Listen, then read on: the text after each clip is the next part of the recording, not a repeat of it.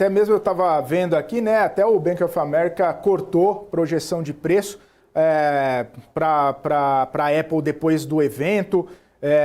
A maioria está com média de preço ali de $202. Está acima do que está operando hoje, mas mesmo assim ainda alguns cortes de expectativas, justamente por conta de alguns desafios referentes a margens, referentes a vendas, manutenção das receitas.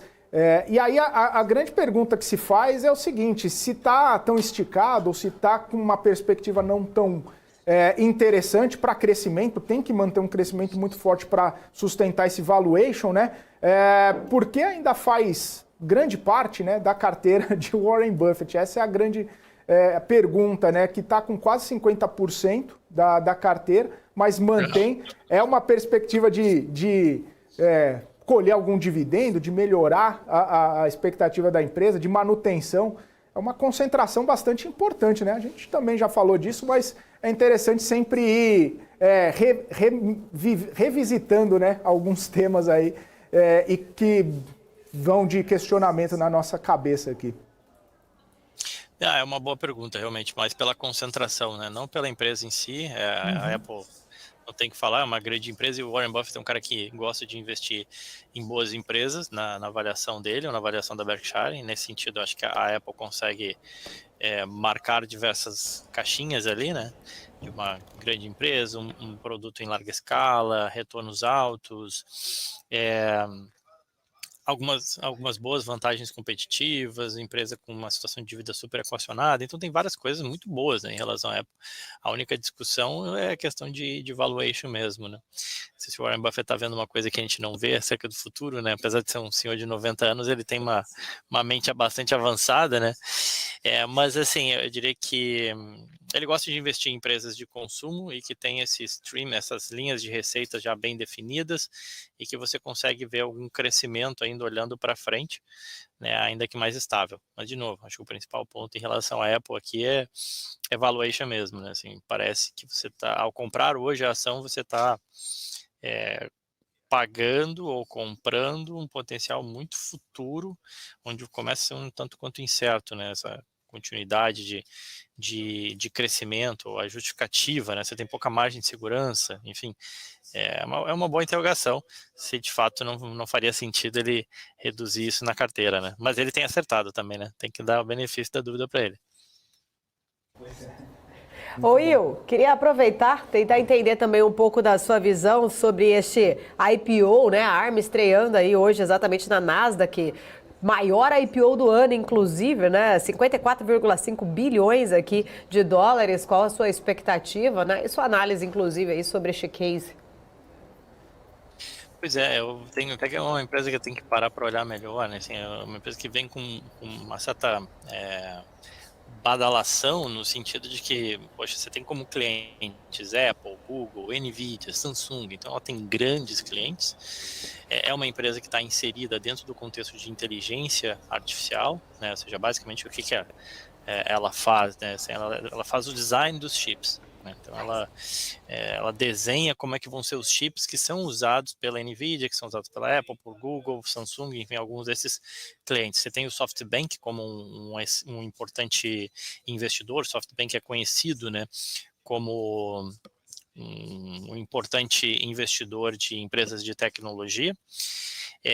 E vem, obviamente, com um market cap, um valor de mercado de 54 bilhões de dólares. Não é pouca coisa, né? É bastante.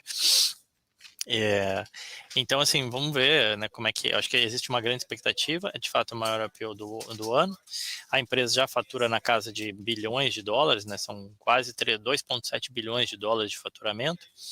Ainda que um lucro, né, de 500 milhões, então assim, já considerando, pensando aquela métrica bem simples, né, você está pagando 50 bilhões de dólares por uma coisa que entregou um lucro de 500 milhões, né, então é um número bastante esticado, que obviamente só se justifica pela possibilidade de que esses 500 milhões do ano passado eles se transformem em 1 bilhão, em 2 bilhões, em 3 bilhões logo no futuro próximo, com a empresa surfando o crescimento de inteligência artificial.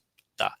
Então, mas conforme eu falei, preciso estudar um pouco mais o case, isso que eu sei por hora, mas de fato é algo que vem chamando a atenção, sendo comentado aqui nos Estados Unidos, o maior IPO do ano, volta de IPO também, né, demonstra um pouco esse apetite do mercado, em especial com uma nova alternativa aí, né, de investimento em inteligência artificial.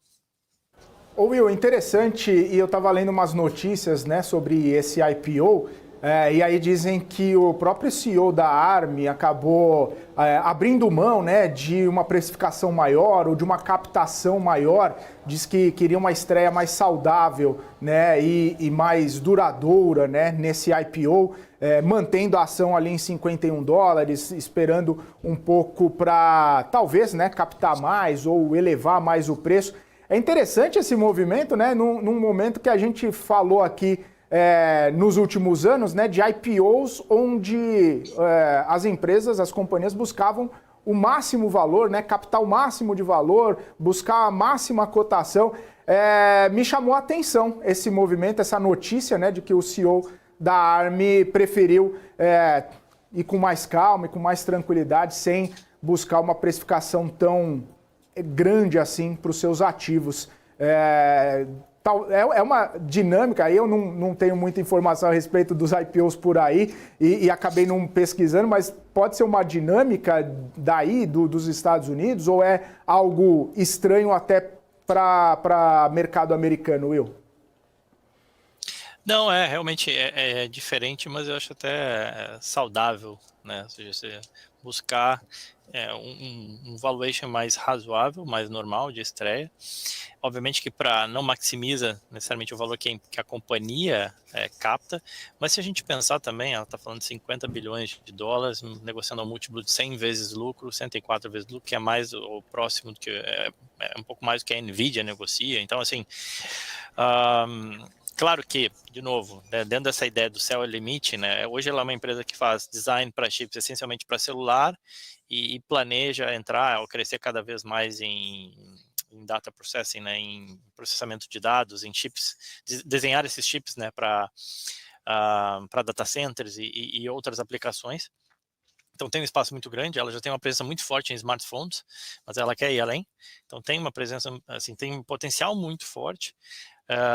E eu acho que assim, acaba sendo bom, porque nos últimos anos que a gente viu, teve muita IPO que o cara saiu lá em cima, né? E aí depois a ação cai e acaba sendo um grande insucesso, né? O IPO, e todo mundo fica com receio de comprar uma nova empresa, né? Porque acha que isso vai acontecer o mesmo. Vale lembrar que obviamente teve 2022 aí, né, que foi um ano ruim para o mercado, mas você viu muitas ações de tecnologias apresentarem esse comportamento, né? Sai com preço lá em cima e depois cai, e para o investidor muito ruim o investimento. Então acho que é uma postura diferente, achei bem positiva da ARM.